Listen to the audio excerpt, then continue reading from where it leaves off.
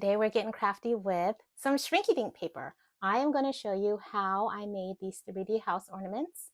So if you know how to trace, color, cut, use a hot glue gun, you should be able to pull this off. So let me show you how I did it. Okay, for this project, you're going to need just a few things. You're going to need the Shrinky Dink paper, which I got off of Amazon. It came in a set of things that included these colored pencils, a hole punch, and some keychain loops. Super affordable, and I will put the link in the description of the video. And then you will want to print out the templates I provide, also in the description. You're going to need some fishing wire or thin ribbon. This is just to hang the ornament. A hot glue gun that has a high temperature setting for hot glue that will adhere plastics. Some permanent markers to trace the house. Scissors, and some hot glue gun sticks that are also used for high temperature glue guns. I got some sparkly colorful ones because they look really cute on the house. You're going to need a non-stick baking tray, and I also like to use the parchment. It just helps the Shrinky Dink not stick, but if you have a non-stick, you should be pretty good. And that's basically all you need. All right, so first things first is you're going to take the template printouts and you are going to trace them onto your Shrinky Dink paper here. And you are going to use a permanent marker and trace on the rough side of the Shrinky Dink paper. Do not trace onto the shiny side. Okay, so I like to line it up so that I'm not wasting too much of my paper. See, I have what I need to trace at the edge, and then I'll have all this extra that I can cut off and use to make the little decorations with. So then you're just going to trace this. It does not have to be perfect with your permanent marker. And I am tracing on the rough side of the paper. For the smaller details like the stones on the sidewalk, you can use a thinner fine point permanent marker. That makes it easier for you. All right, and then the next step is just to color all of the black outlines that you traced, just like you're coloring in a coloring book. So, and remember, you're coloring on the rough side of the Shrinky Dink paper. I like to start with the white. If you are going to color parts white, because sometimes the white can pick up other colors if you color the darker colors first. And then something I like to do to achieve this sort of glowy window effect is I come in with a very light yellow, make circles in the window and in the lamps. I start with the lightest yellow, go to a slightly darker yellow. If you don't have a variety of color pencils, like if you're working with a limited palette, just use yellow and orange. It's fine. Then I'm coming in with a slightly darker yellow orange around it to the outer edge.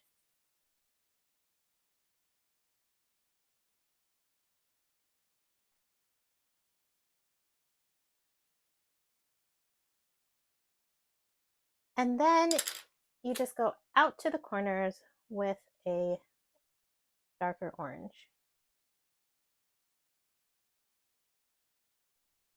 And there you have it. And you don't have to be too careful on the back when you're covering over the black lines because it's the front you are concerned about, and the color pencil goes behind the black Sharpie lines. So, and you don't really have to worry about going on the edge because you are going to cut that part off.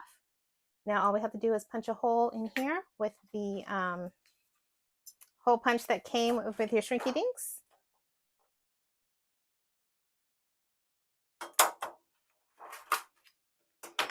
And that is going to be for hanging. Okay, the next step is just to cut out all of the shapes. Make sure you're using sharp scissors, just because this will have a tendency to crack if you're not using sharp scissors. And also if you're cutting tight corners, sometimes it'll crack. But don't worry about that too much because after it goes in the oven and shrinks down, the cracks will sort of heal themselves unless, you know, it rips all the way through. But if you just get a little tear, it's not a big deal. So go ahead and cut out all of your shapes after they're colored. Okay, little notes about cutting out the base. So as you see, little corners tore or cracked, no big deal. When they shrink, it's not going to make a difference. Also, you only need to cut out this inner square from the template if you want to place one of the flameless tea lights or some twinkle lights inside. Otherwise, you do not need to worry about cutting out the hole. And remember to keep your scraps because you can use these to trace some of the decorations on. The next step is to place all your cutout pieces onto your baking sheet.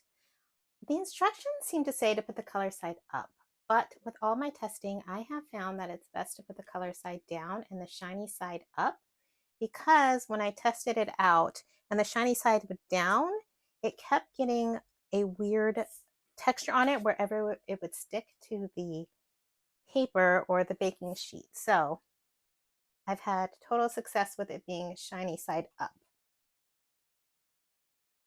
Okay, so I can't fit everything on the first round, but I'm going to put everything I can fit onto here with some space in between.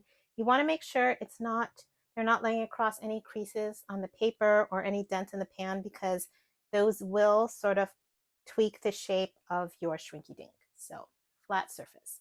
And it's going to go into the oven for just a couple minutes on 325.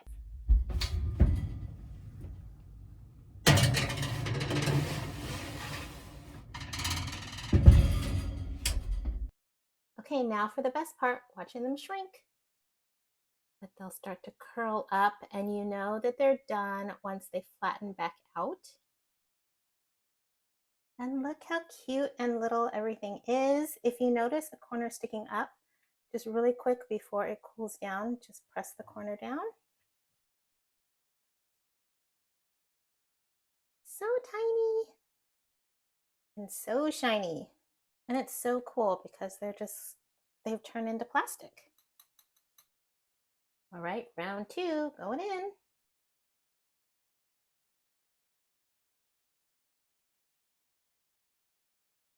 And after they start to flatten out, let them bake for like another 30 seconds just to make sure they're nice and rigid when they dry. Sometimes the base, that big white piece over there, doesn't ever like to lay flat, just it's too large in the center cutout.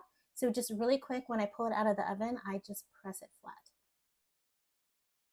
All right, now we are ready to assemble. So I've got my hot glue gun turned on to high heat, high temperature. I have decided to go with my light pink glue sticks, sparkly because my house is all pinks. And what you're going to do is we're going to start with the side panel. I guess it's the front door. And I'm going to just put a bead of glue on the edge, the flat edge like this. And then I'm going to take one of the pointed ones. Remember, these are all shiny side out. Shiny side out. We are just going to hold it together like that to butt up the edges. Just press it together for a little while. At this point, we're just tacking it together. It doesn't have to be a permanent stick because we are going to flood the edges with more hot glue to look like snow. And then I've just put one other bead of hot glue on the outside there. Let that dry just for a couple of seconds. Okay, so let's put another bead there. This other side panel. Now they do not have to line up perfectly because we are going to be filling many of the cracks, with the hot glue.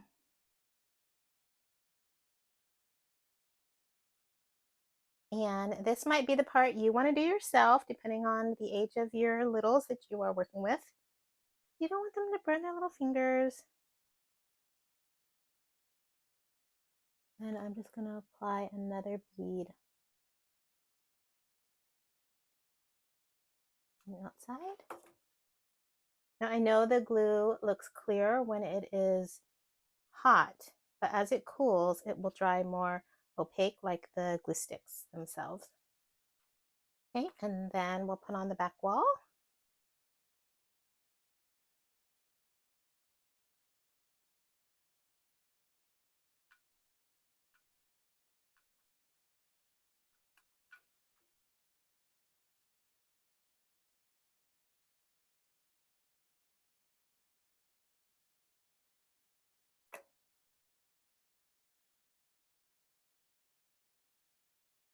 And the beauty of this project is you don't even have to worry about it looking like a mess as you assemble it, because the glue is supposed to look like the drippy snow. So it looks good when you're kind of messy with it.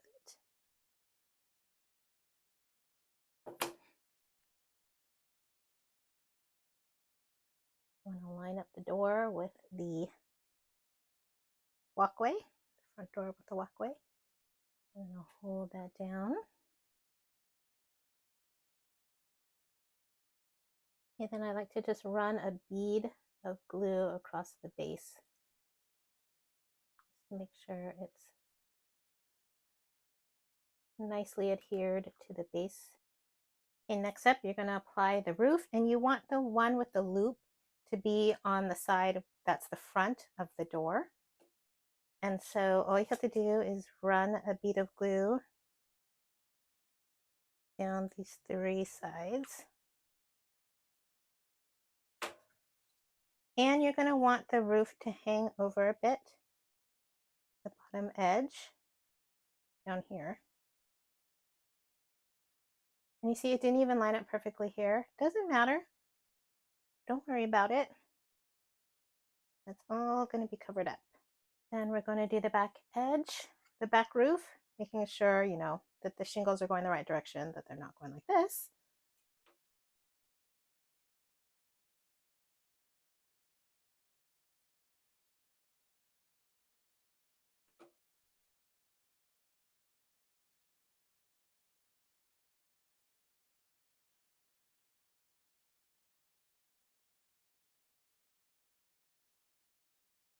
Now for the chimney, you have to decide whether you want it on this side of the hanger or this side of the hanger. For this one, I'm going to put it up front here. First things first is I'm going to take one of these angled pieces. I'm just going to attach some glue down the V part, and I'm going to stick it on there like so. Then I'm going to take one of the sides, and I'm going to go along the bottom as well. Stick that on there. Then I've got the other angled piece. Run some glue down the side and the angled part. That.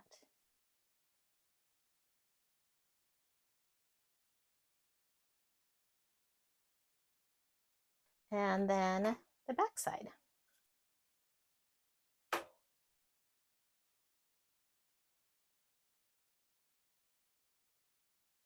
All right, now comes the fun and messy part. You are just going to go crazy with the hot glue, and we're going to start applying all the snow, that's what we're calling it, but glue, into all the seams.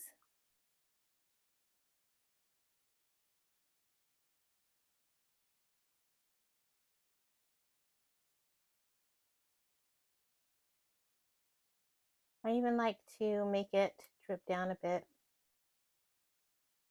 I know on this particular design, we're covering up some of these little scallop designs that I drew. That's okay.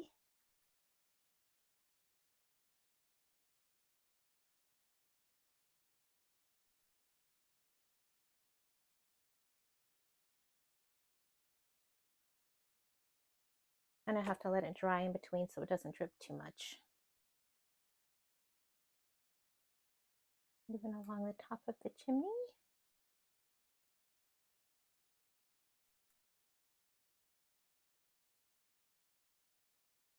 Now for the top point where the roof comes together, I like to drop a bead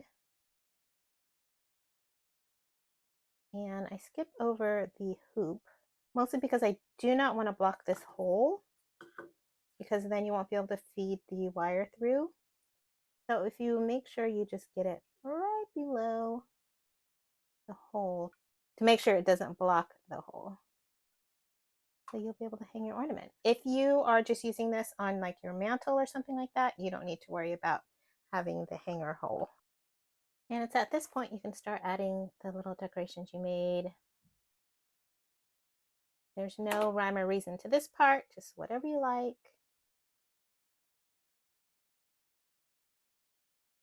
If you want more of a base, so you can add more decorations, just make this part of the base bigger so you have more room to stick things to.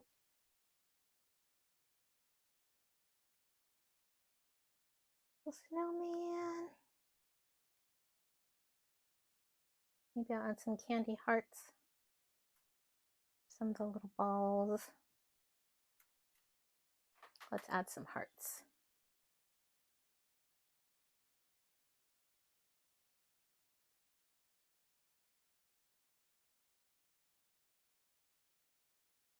One other touch I think is fun is to add a little cotton.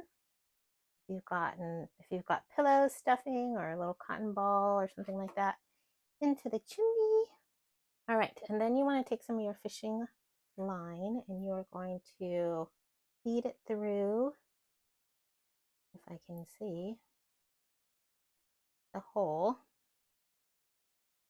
Oops. And then we're just going to tie 3 knots or so. Nice and secure. Trim off the excess. Now you've got something you can hang it onto the tree with. That's what you wanted to do. All right, and then for a final touch, if you want, you can go around and just use glue on the base all around. You don't have to go all the way to the edge. Just to make a little snow on the bottom. At that point, you could take some of your little decorations, them in the glue. I've dropped in a tea light into the bottom of this, just through the hole. It fits in there.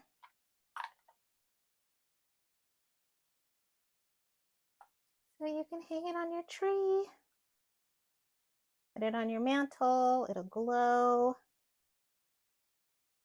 How cute is that? My name is Kyung and thank you for crafting with me today. I hope you enjoyed it. This is the one I showed you how to make today, our pink cottage. Darling. And I also gave you the template for this one. It's more of a gingerbread house. It has Santa legs, some candy and gingerbread men on the front. There's a little kitten on the back and a Santa hat with some candy and things like that. So both of these templates are available in the description, like I said. I'll show you some close-ups in a minute. Happy holidays!